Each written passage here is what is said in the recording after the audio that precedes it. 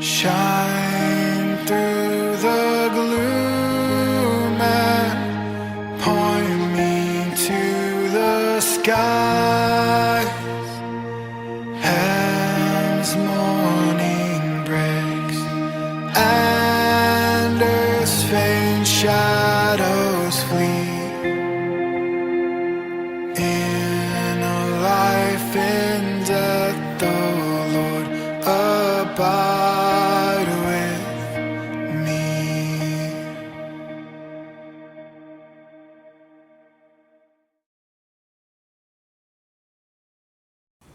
Isang mapagpalang araw po sa bawat isa.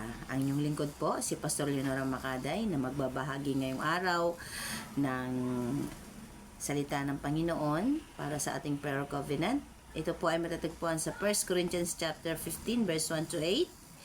Ngunit kukuha lang po ako ng dalawang teksto mula sa 1 Corinthians 15 verse 1 to 2. Sabi po dito, mga kapatid, ngayon pinapaalala ko sa inyo ang magandang balitang pinapangaral ko sa inyo. Iyan ang magandang balitang inyong tinanggap at naging saligan ng inyong pananampalataya. Naliligtas kayo sa pamagitan nito kung matatag ninyong pinanghahawakan ang salitang ipinangaral ko sa inyo, maliban na lamang kung walang kabuluhan ang inyong pagsampalataya. Tayo po'y manalangin. Panginoon, sa araw na to, muli po naming pinagkakalob sa inyo ang buong araw. Salamat po sa biyaya na patuloy mo pong pinagkalob sa bawat isa sa amin. Ingatan mo po ang bawat isa, kasabay ang aming pagbulay-bulay ng iyong salita at makakuha po kami ng aral at paalaala upang patuloy po naming maging sandigan ang iyong mga pangako at mga salita. Samahan mo po kami sa pakikinig sa pangalan ni Jesus. Amen. Kung babasahin natin ang 1 Corinthians 15, ito yung may title na Ang Muling Pagkabuhay ni Kristo. Sa social media, maraming mga fake news na naglalabasan ngayon. Ngunit nasa sa atin din ang kung paano natin paniniwalaan o papatulan ang mga iyon.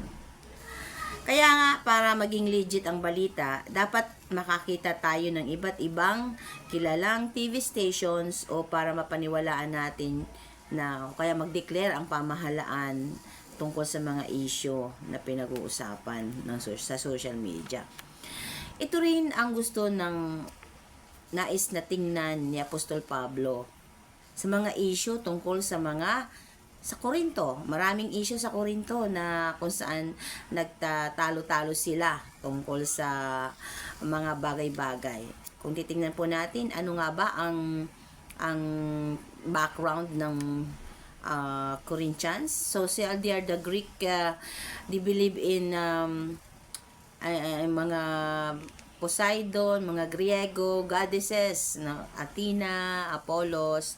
So, may mga may mga remnants pa sa mga isipan nila na, ito, hindi ito may mga pagdududa pa sa kanilang mga pananampalataya.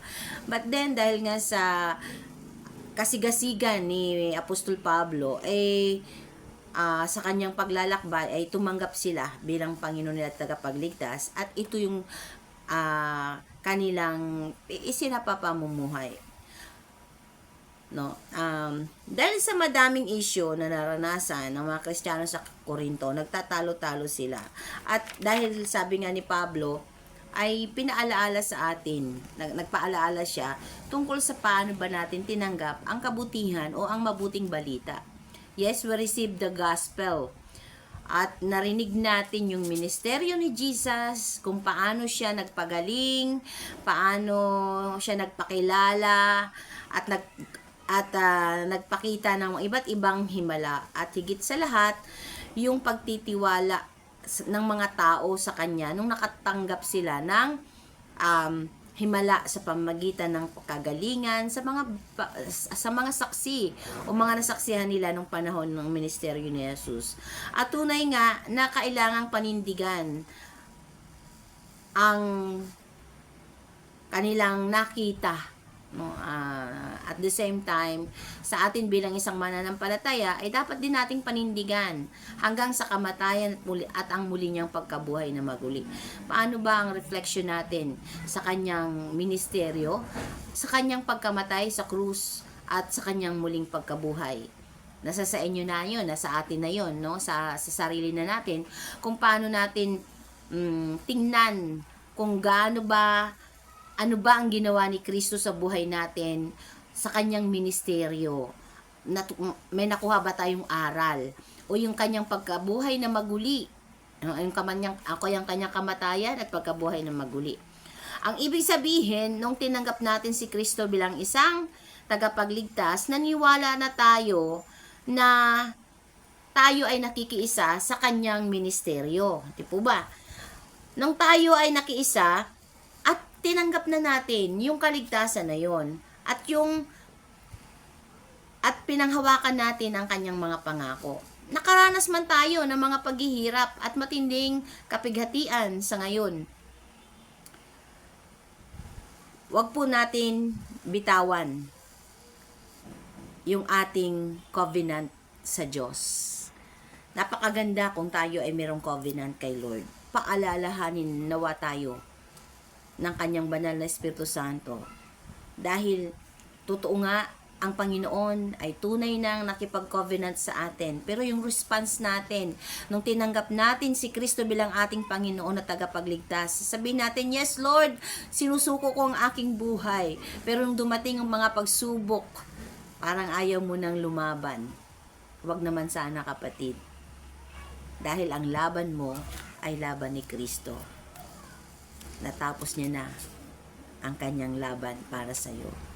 Tinapos niya na doon sa krus. Dahil ang Diyos kailanman ay hindi nagkukulang sa lahat ng kanyang mga anak. Sabi nga sa awit ni David, sa awit 62 verse 6, sabi niya, tanging siya lang ang tagapagligtas, tagapagtanggol ko at ang aking kalasag, akin ang tagumpay sa lahat ng oras. Marami tayong nakikitaan ng kahinaan bilang isang mananampalataya. Minsan, natitisod tayo, aminin natin, o pinanghahinaan tayo ng kalooban na mag-move on. Marami sa atin ang maraming nakatago pa na mga bato sa puso natin. Mabigat, masakit. Ayaw alagwa ba?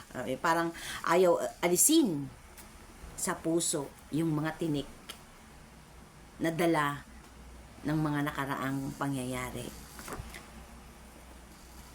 Sabi nga, yung bukas ay yung kahapon ay hindi na dapat balikan.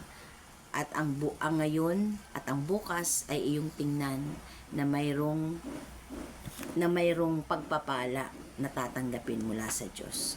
Kaya mga kapatid, panghawakan po natin ang kanyang mga pangako. Since tayo ay nagkaroon na, nakiisa na tayo sa kanyang kawan, at ipagkatiwala natin sa kanya ang ating buhay.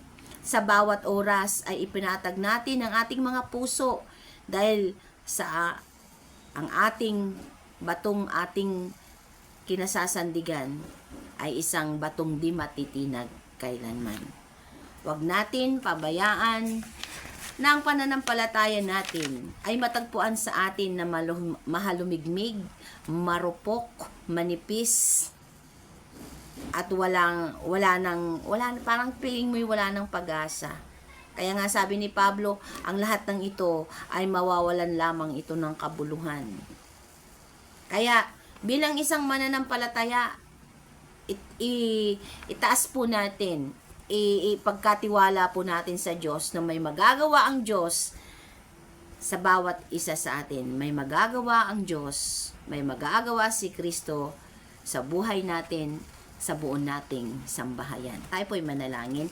Panginoon, sa mga pagkakataong ito, patuloy po kaming dumudulog sa inyo sa biyaya, sa bisa ng aming pananampalataya, ang aming pinanghahawakan sa ngayon, Panginoon.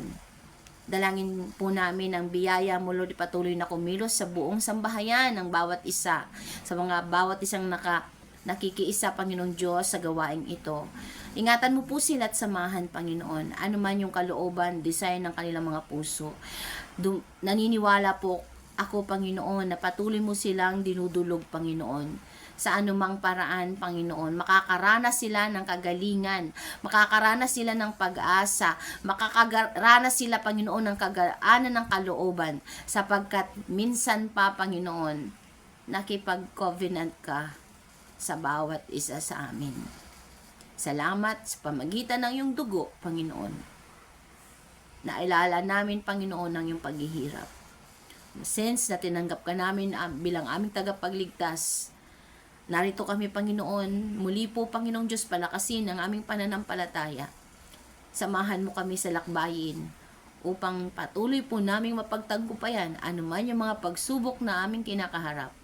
Mangyari, Panginoon, ang iyong kalooban sa buo naming sambahayan. Ingatan mo po ang bawat isa. Ito po ang aming samot dalangin sa tayong pangalan ni Jesus. Amen. Amen.